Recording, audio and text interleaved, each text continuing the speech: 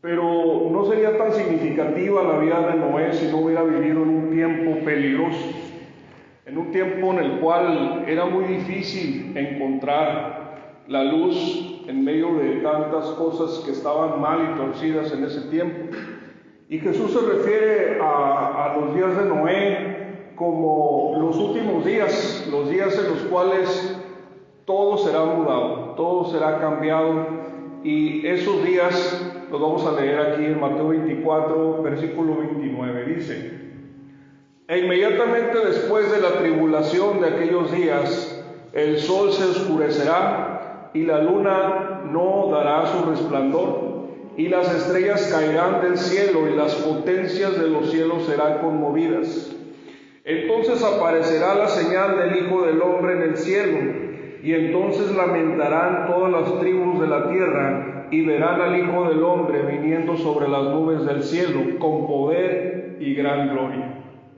Y enviará a sus ángeles con gran voz de trompeta, y juntará a los escogidos de los cuatro vientos, desde un extremo del cielo hasta otro. De la higuera aprended la parábola: cuando ya su rama está tierna y brotan las hojas, sabed que el verano está cerca. Así también ustedes, cuando vean todas estas cosas, conozcan que está cerca a las puertas. De cierto os digo que no pasará esta generación hasta que todo esto acontezca. El cielo y la tierra pasarán, pero mis palabras no pasarán. Pero el día y la hora nadie sabe, ni aun los ángeles del cielo, sino solo mi Padre. Mas como en los días de Noé, así será la venida del Hijo del Hombre. Porque como en los días antes del diluvio, estaban comiendo y bebiendo, casándose, dándose en casamiento, hasta el día que Noé entró en el arca, y no entendieron hasta que vino el diluvio y se los llevó a todos. Así será también la venida del Hijo del Hombre. Aquí vamos a tomarle la palabra al Señor y vamos a analizar qué estaba pasando en los días de Noé. Vamos a ver tres aspectos de los días de Noé. El aspecto número uno es que había gente que sí podía ver lo que estaba pasando y había gente que no. Había gente tal que podía ver lo que estaba pasando, que lo vio mucho tiempo antes de que sucediera, cientos de años antes de que sucediera. Y el segundo aspecto es que en un mundo enfermo, la característica principal es una mente reprobada, una mente que no piensa las cosas conforme a la realidad, una mente que se ha ido a otro lugar y que no está aquí, está en otro lugar. Ese es el segundo punto. El tercer punto es cómo se ve la fe en medio de todo eso. ¿Cómo puedes identificar a alguien que tiene fe en medio de todo eso? Y eso lo vamos a ver en la vida de Noé. Así que acompáñenme a Génesis capítulo 5. Vamos a ir viendo el primer punto. Génesis capítulo 5. Vamos a empezar hablando de Enoc. Vimos que había gente que vio todo este rollo, todo este tema de la corrupción de la humanidad cientos de años antes. Dios, en el linaje de Set, que es el hijo justo de Adán, dentro de ese linaje encontramos a Enoc en capítulo 5, versículo 21. Vamos a leer. Y vivió Enoc 65 años y engendró a Matusalén.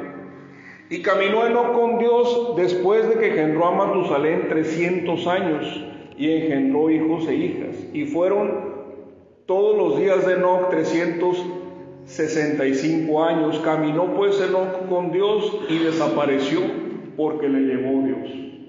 Ahorita leíamos en Mateo 24 que Jesús nos explicaba que iba a mandar ángeles a recoger a los suyos. Y a Enoc le pasó esto. Enoc, cientos de años antes de que sucediera el diluvio, Dios lo transpuso. Dios alargó su mano y se lo llevó. No hay mucho registro de Enoc más que lo que acabamos de leer. Lo único que sabemos es que cuando Dios elige a los suyos antes del juicio final, Dios alarga su mano y se los lleva en el rapto.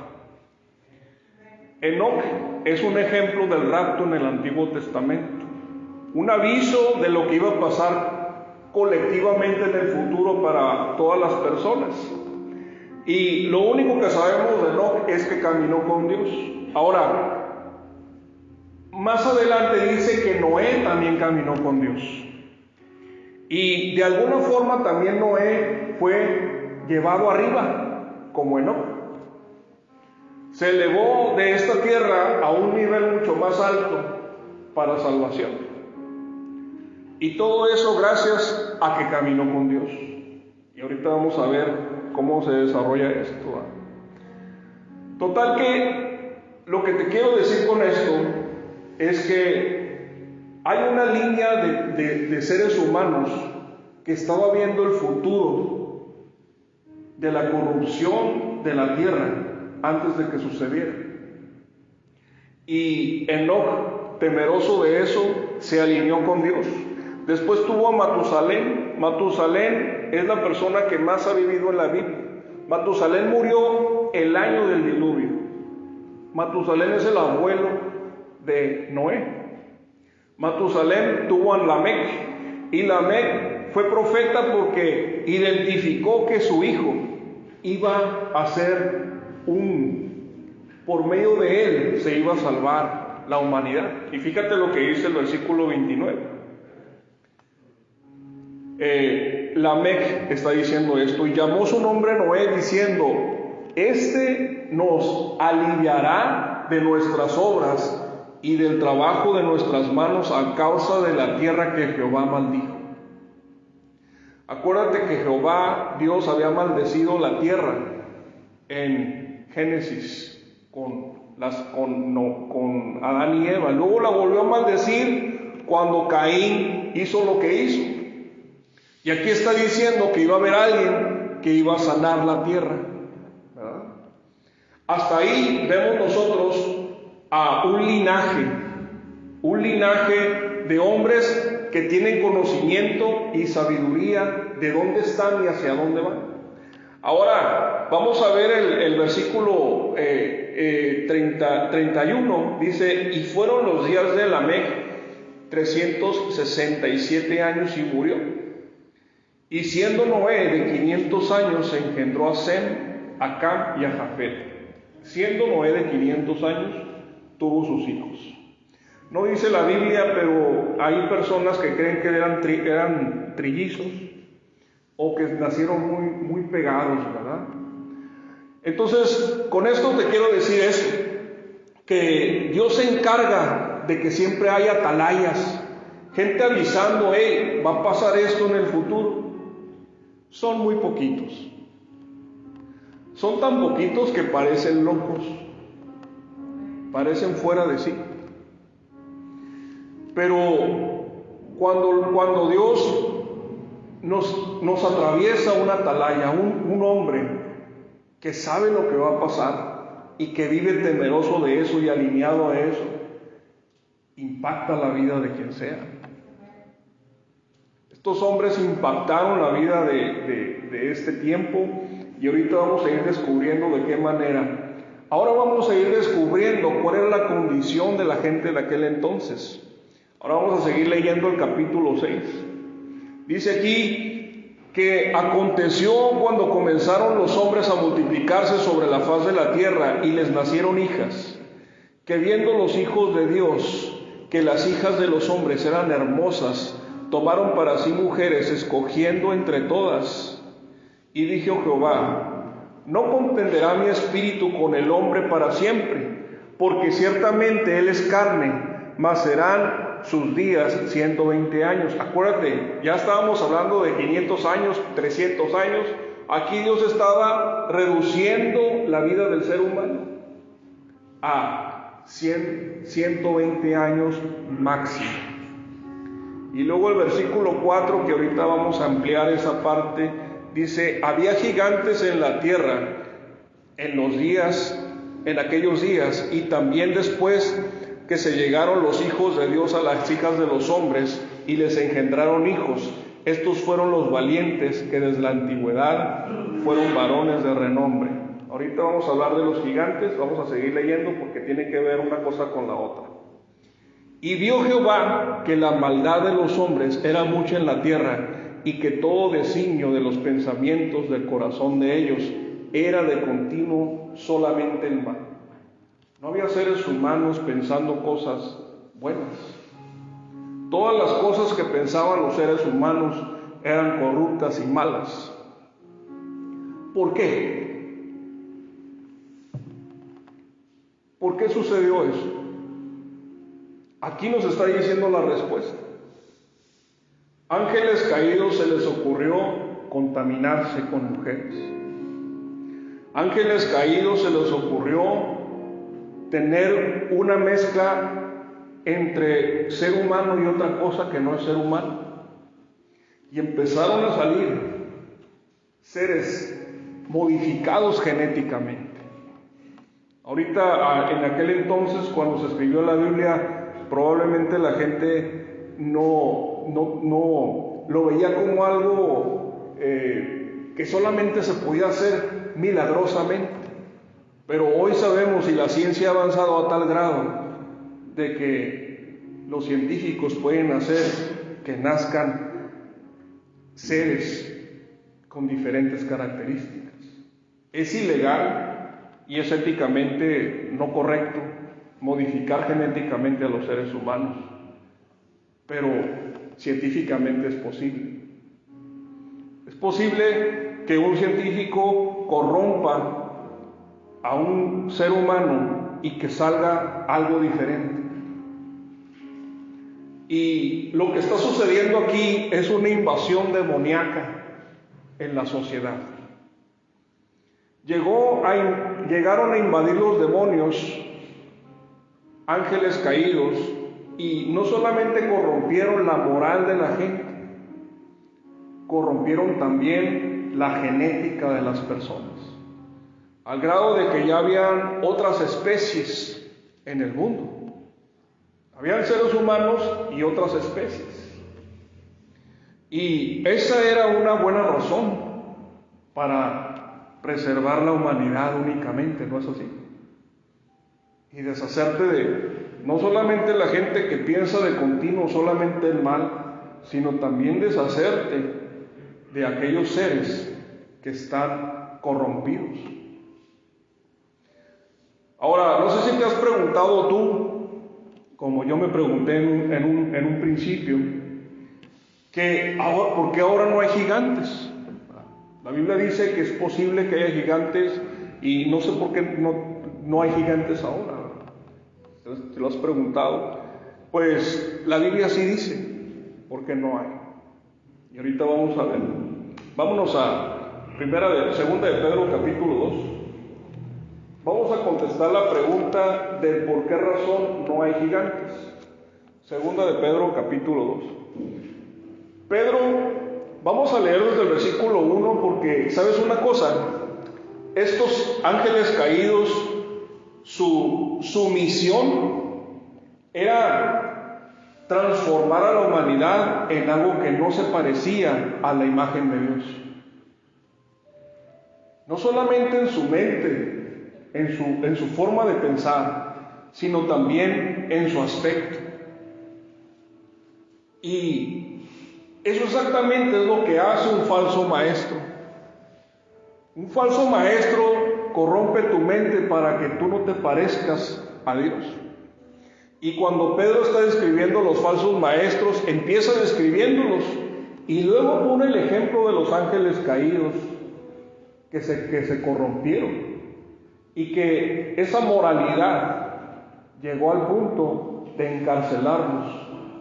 Es decir, cuando ellos cometieron estos actos prohibidos, ilegales en el cielo y en la tierra, Dios los tuvo que encarcelar.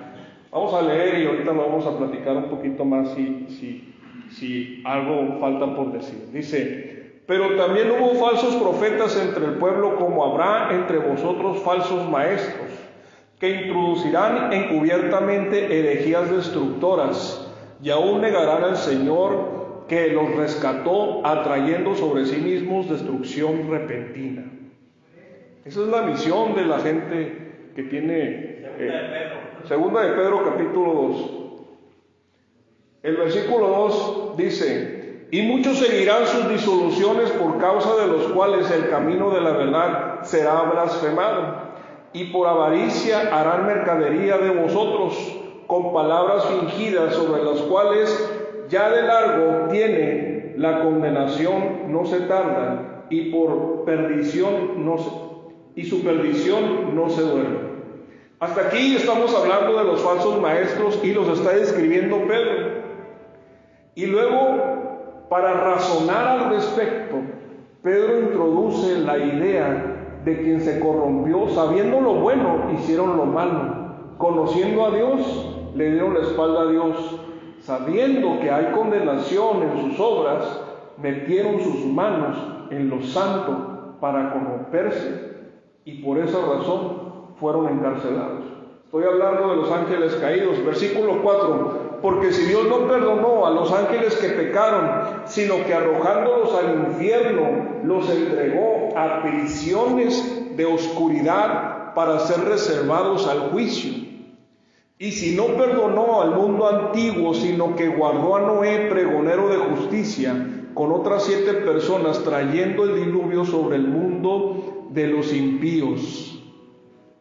Y si condenó por destrucción a las ciudades de Sodoma y de Gomorra, reduciéndolas a cenizas y poniéndolas como de ejemplo a los que habían de vivir impíamente, y libró al justo Lot, abrumado por la nefanda conducta de los malvados, porque este justo que moraba entre ellos afligía cada día su alma justa, viendo y oyendo los hechos inicuos de ellos. Sabe el Señor librar de tentación a los piadosos y reservar a los justos para ser castigado en el día del juicio. Y mayormente aquellos que siguiendo la carne andan en concupiscencia e inmundicia y desprecian el señorío. ¿Viste la película completa? Falsos maestros corrompiendo la sociedad con herejías destructoras, haciendo que la gente deje de pensar lo correcto y empiece a pensar lo incorrecto. Deje de desear lo justo y empiece a desear lo que Dios aborrece. Y a estos seres, dice el versículo 4, que Dios los encerró en prisiones de oscuridad, en el infierno. Ahora, hay ángeles caídos y demonios que están en el infierno, y hay ángeles que no están en el infierno. Uno de los ángeles que no está en el infierno se llama Satanás. Hay seres humanos corruptos que están en el infierno, y hay seres humanos corruptos que no están en el infierno, están aquí, en la tierra. Entonces, a estos seres angelicales les tuvo que adelantar su juicio como ejemplo para que nadie se atreva a hacer tal cosa. Y luego un poquito más adelante en Judas, unas cuantas hojitas adelante, Judas capítulo 6, más o menos habla de lo mismo. Judas está hablando de falsos maestros, pero el versículo 6 dice: y a los ángeles que no guardaron su dignidad, sino que abandonaron su propia morada, los guardó bajo la oscuridad en prisiones eternas para el juicio del gran día. Así dice. Y vuelve a poner el ejemplo de Sodoma y Gomorra, vuelve a poner el ejemplo de Noé. Todo esto lo enseñan en un solo, tanto Jesús como Judas como Pedro lo enseñan junto. Corrupción de la mente, intervención demoníaca, ejemplo de juicio tanto de Noé como Sodoma y Gomorra. Todo eso lo están enseñando juntos. Ahora, vámonos otra vez a Génesis capítulo 6. Tú dirás, ¿qué relevancia tiene ese tema con nosotros, ¿no? Pues la Biblia nos dice más, discúlpame, vamos a Romanos capítulo 1. Romanos capítulo 1. Es una advertencia, amigo. Esa advertencia yo te la estoy dando a ti para que tú la puedas comunicar a otra persona. Es lo mismo que hizo Noé, porque ya leímos que Noé era pregonero de justicia. Ahora, vamos a leer cómo es que la Biblia describe a una persona que Dios le ha entregado una mente reprobada. Fíjate, una mente reprobada es lo peor que puede tener una persona. Porque una mente reprobada no entiende razones. Le puedes explicar de una y muchas formas que lo que está haciendo está mal. Le puedes decir por ahí, no, va a pasar esto y esto. Le puedes decir, lo que estás haciendo está dañando a otra gente. Estás abusando de otras personas. Y la gente con la mente reprobada no lo va a entender. ¿Qué se necesita para cambiar una mente reprobada? Dice la Biblia que lo que necesitábamos todos, lo que tuve que necesitar yo para que mi mente reprobada no estuviera dominando mi vida, es nacer de nuevo. Es necesario que nazcas de nuevo para que no tengas la mente reprobada. Eso no significa que ahora todo lo que vas a pensar está correcto. Significa que eres una persona enseñable. ¿Me explico? Una mente renovada, un hombre que ha nacido de nuevo es una persona enseñable. Y es por eso que Dios nos trata como nos trata. Vamos a leer lo que dice de la gente, de este tipo de gente, Romanos capítulo 1, versículo 21, dice: pues habiendo conocido a Dios, no le glorificaron como a Dios ni le dieron gracias, sino que se envanecieron en sus razonamientos y su necio corazón fue entenebrecido.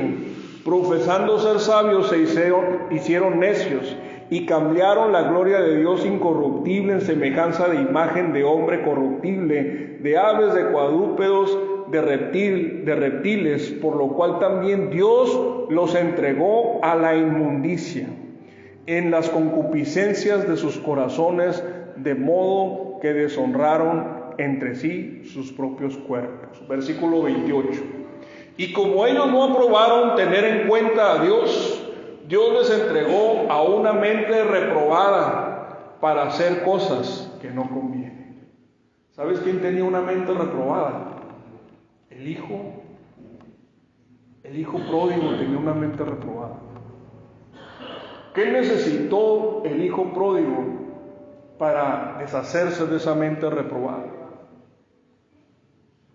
Dice la Escritura que entró en sí, que volvió en sí, que reflexionó, que todos esos rollos que traía él en su cabeza pensando que todo lo que estaba haciendo estaba bien, como muchos de nosotros aquí, ¿verdad?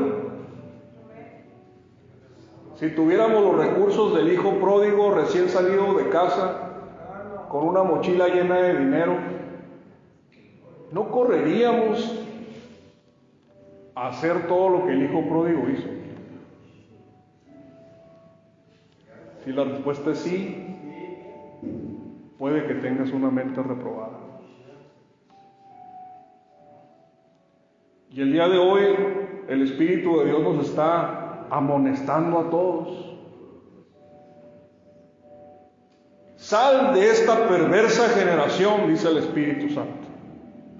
Huye de la perversa generación. Abraza a Cristo. No hay otro nombre.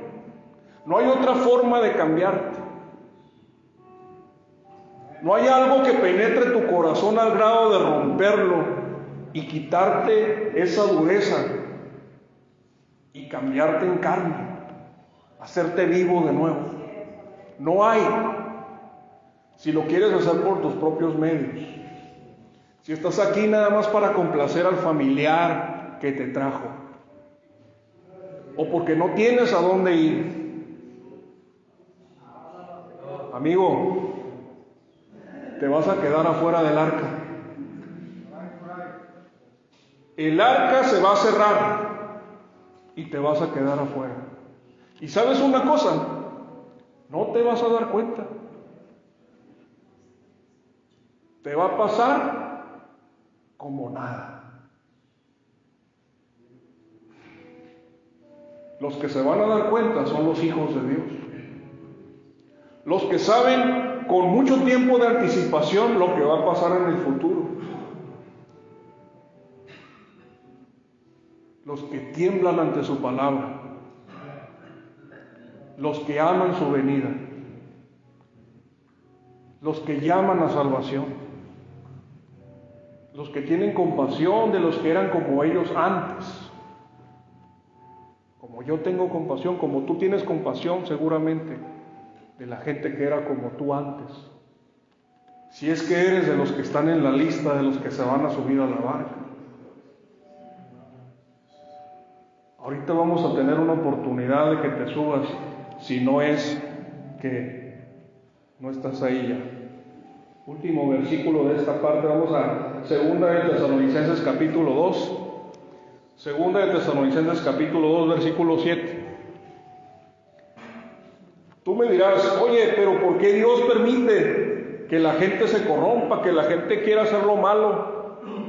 Una vez escuché a alguien decir, ¿por qué me hizo Dios así? Si Dios fuera tan bueno, ¿por qué soy así? ¿Por qué me hizo así? Dios no hizo al hombre malo. El hombre es bueno desde su inicio, pero el hombre eligió lo malo. Adán y Eva eligieron lo malo y nos heredaron las ganas de lo malo. La herencia de querer lo malo nos lo dieron ellos. No nos quita lo culpable el que tengamos ganas de hacer lo malo. Pero si no tienes la mente de Cristo, nunca te vas a dar cuenta de la enfermedad tan grave en la cual estás. Y esa enfermedad se llama pecado, se llama corrupción, se llama mente reprobada. Y para que haya una libertad, para que haya amor genuino y fidelidad genuina, tiene que haber libertad. Si no tienes la libertad de elegir a quién amar, entonces ¿cómo sabes que realmente estás amando? Si no tienes la libertad de decir, yo no quiero amar a Dios y voy a amar a otra cosa, me voy a amar a mí, voy a amar a otra cosa, entonces no hay libertad. Y si no hay libertad, entonces no hay razón para que haya un juicio. ¿Verdad que no? Nuestro propio corazón es evidencia de que estamos lejos de Dios. Pero el amor genuino, fíjate bien lo que te voy a decir, el amor genuino produce dolor. Tú no has sufrido por nada en los años que tienes vivo que no hayas amado. Si sucede algo por allá que no te importa, no te duele y no sufres. Pero si sucede algo cerca, con alguien o algo que te importa, trae dolor. ¿Quién está sufriendo porque tú estás aquí ahorita? La persona que más está sufriendo, la que más está doliéndose de por qué tú estás aquí ahorita, es la persona que más te ama. Y déjame decirte una cosa, esa persona que más te ama cree que vale la pena sufrir por ti. Te cree lo suficientemente valioso como para que tú le duelas. Y eso mismo hizo Jesús. Te creyó lo suficientemente valioso como para que tú le dolieras. El Padre te creyó suficientemente valioso como para intercambiarte por su propio Hijo. El Hijo te creyó lo suficientemente valioso como para verte al final de la copa cuando le dijo al Padre que mejor se la quitara. Y así como Jesús sufrió por ti, así también hay otra gente sufriendo por ti, de tal forma que tú no puedes decir que nadie te ama. Si alguien sufre por ti, eres amado. Si tú has sufrido por alguien es porque lo has amado o la has amado. Y el mensaje de la cruz es eso. Te amo tanto que sufro por ti.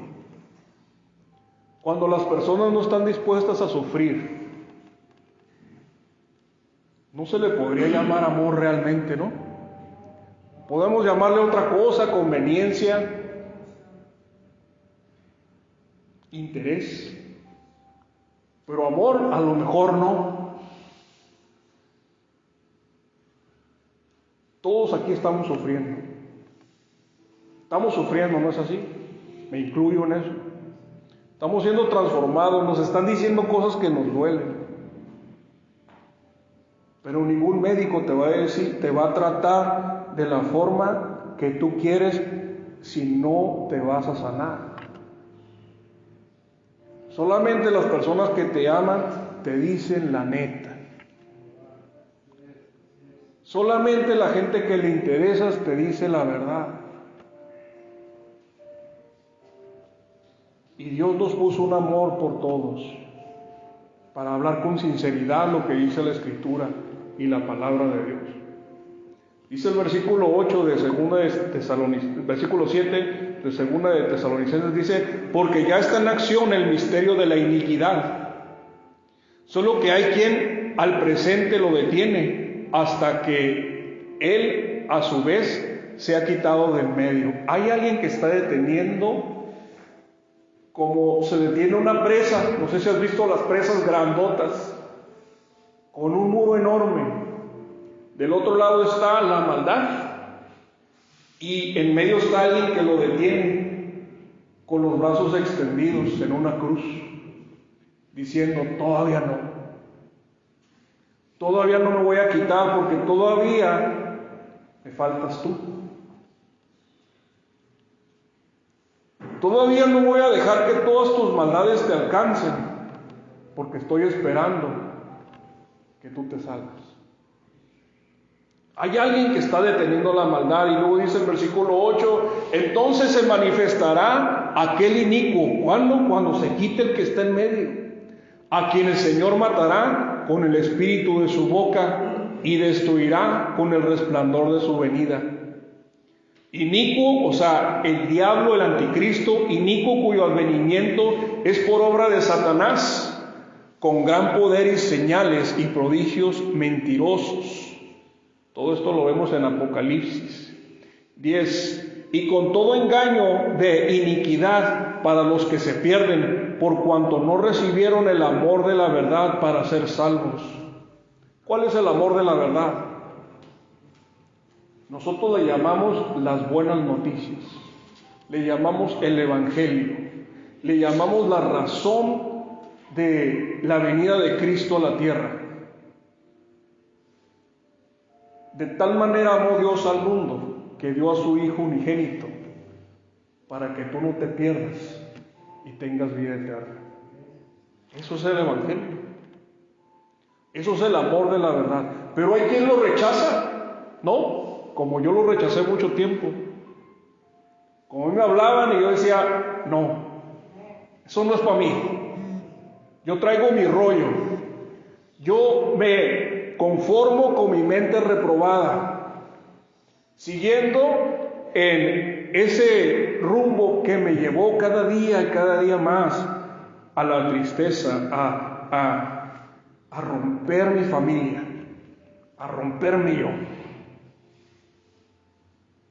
Pero llegó un día en que Dios me mostró la verdad,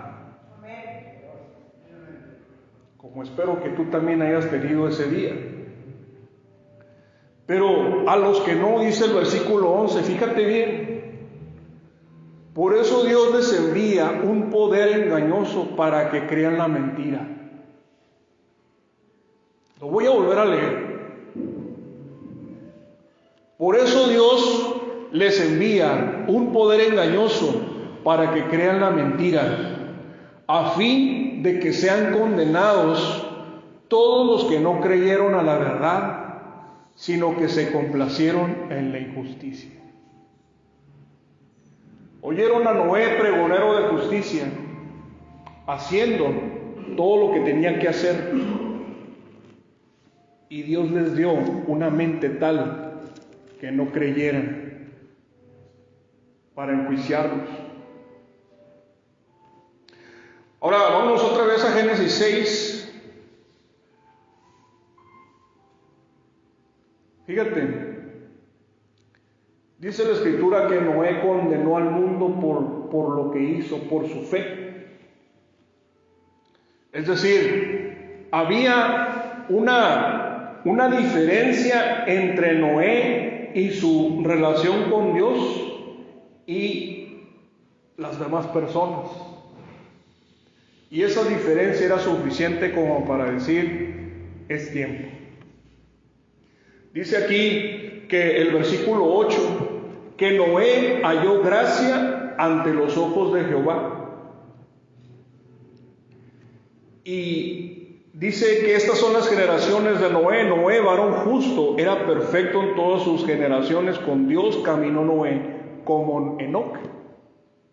Y engendró Noé 3 hijos, a Sem, a Cam y a Jafet. Y se corrompió la tierra delante de Dios, y estaba la tierra llena de violencia. Y miró Dios a la tierra, y he aquí que estaba corrompida, porque toda carne había corrompido su camino sobre la tierra. Versículo 17. He aquí que yo traigo un diluvio, le está hablando Dios a Noé, un diluvio de agua sobre la tierra para destruir toda carne en que haya espíritu de vida debajo del cielo. Todo lo que hay en la tierra morirá. Mas estableceré mi pacto contigo, y entrarás en el arca, tú y tus hijos, y tu mujer, y las mujeres de tus hijos contigo. 22. Y lo hizo así Noé, hizo conforme a todo lo que Dios le mandó.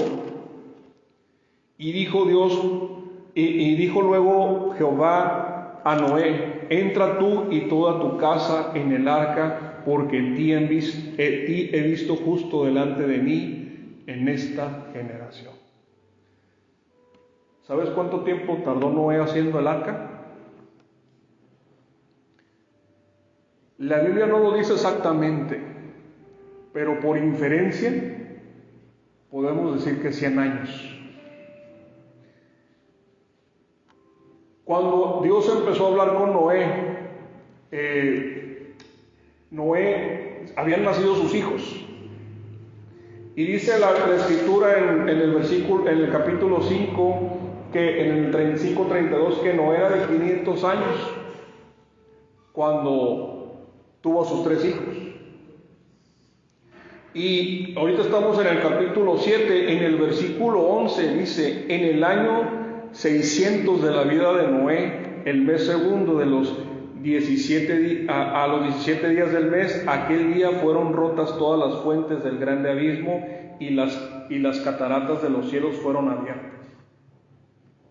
100 años. Yo no sé cuántos años tienes tú haciendo tu arca. ¿Tienes uno? A lo mejor no has empezado. 10, 15. ¿Tu arca es atractiva para tu familia? ¿Tu fe es atractiva para que se añadan las personas que quieras que se suban al arca?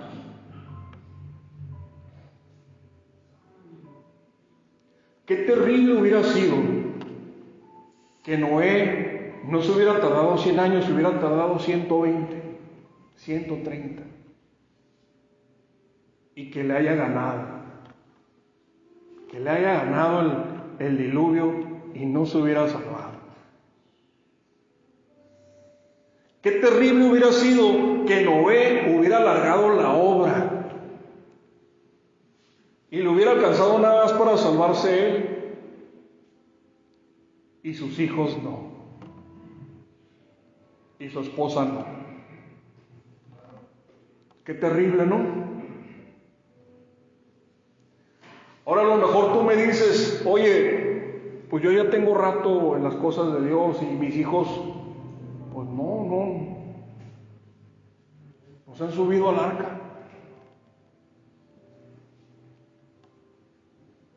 A mí me llama la atención que los hijos de Noé se subieron al arca cuando ya tenían su esposa. Cuando un muchacho empieza a vivir las cosas de adulto, empieza a buscar a quién imitar. ¿Quién es el hombre más sabio que conozco? La respuesta tienes que ser tú. ¿Quién es la mujer más sabia que conozco? Tiene que ser su jefa, su mamá.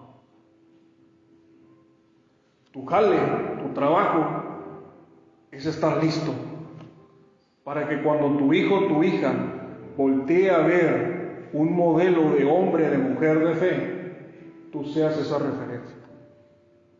Ahí es donde ellos deciden subirse al arca. Si voltea por todos lados y ve un arca medio terminada con hoyos, le va a llamar más la atención un falso maestro que tú. Porque sabes lo que tienes que hacer y no lo estás haciendo. Porque sabes que tienes que construir para tu futuro en fe, no materialmente, amigo.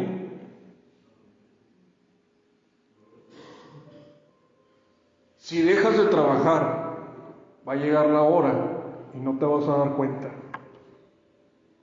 ¿Tú crees que Noé dejó de trabajar? Aquí no dice la escritura, pero yo me imagino hasta que su esposa y sus hijos le ayudaron a hacer el arca. Pero no lo dice aquí. Pero si se subieron, creyeron. ¿Sabes? A veces no se necesita más que te crean a ti para que después le crean a Dios.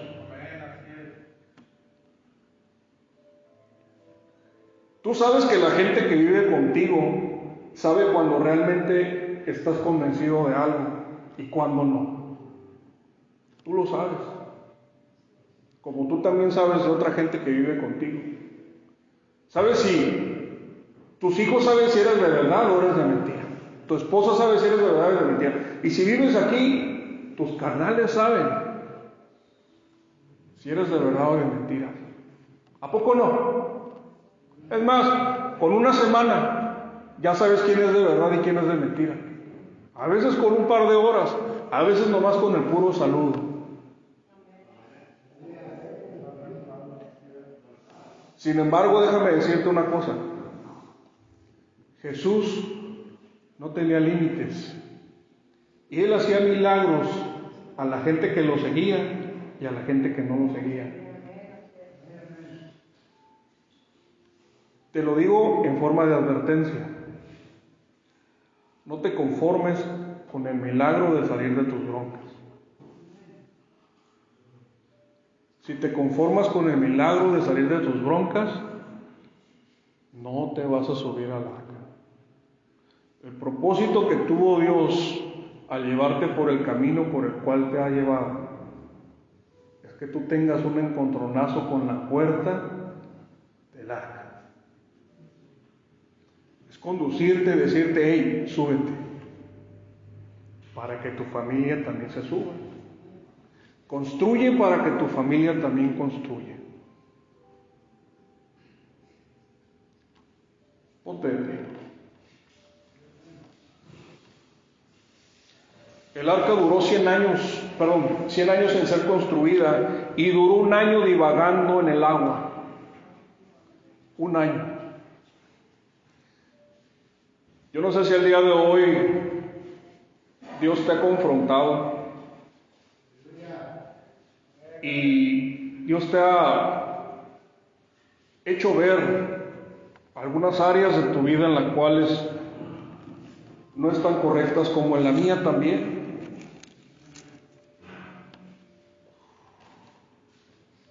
Todavía no estamos en el cielo, todavía pecamos, todavía somos hombres de carne y hueso. El Señor se acuerda que somos de barro. Y si has interrumpido la obra o no la has iniciado, quiero darte la oportunidad de que entres en esa sintonía de Noé y sus hijos, de los hombres de fe. Si crees de parte de Dios pasar al frente, también lo puedes hacer, no hay ningún problema. Si no hay en tu lugar, también no hay ningún problema. Pero vamos a orar. Vamos a orar para que Dios nos dé la fuerza, nos dé la convicción, nos dé la gracia de poder entender que en nuestras manos está el construir la fe que necesitamos para poder verlo a Él en los últimos días. Así que vamos a orar. Ora conmigo, repite conmigo y después déjame orar por ti. Porque somos una iglesia y es necesario que oremos los unos por los otros. Qué bueno que oras tú, pero también deja que la gente ore por ti. Señor Jesús, he entendido el día de hoy que probablemente he dejado mi herramienta o definitivamente nunca la he tomado.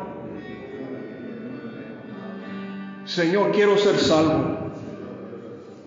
Quiero conocerte al grado de emocionarme de poder verte algún día. Señor, perdona mis pecados, perdona mis rebeliones. Señor, cambia mi mente, cambia mi corazón, entra en mi vida. Creo que a eso viniste, a morir por mí, para yo poder conocerte eternamente. Te doy muchas gracias en el nombre de Jesús. Amén. Déjame orar por ti, ¿ok? Señor, no tenemos a dónde ir. Cuando lo hagas, el agua siga subiendo y nos moje los pies y no estés tú, qué terrible va a ser.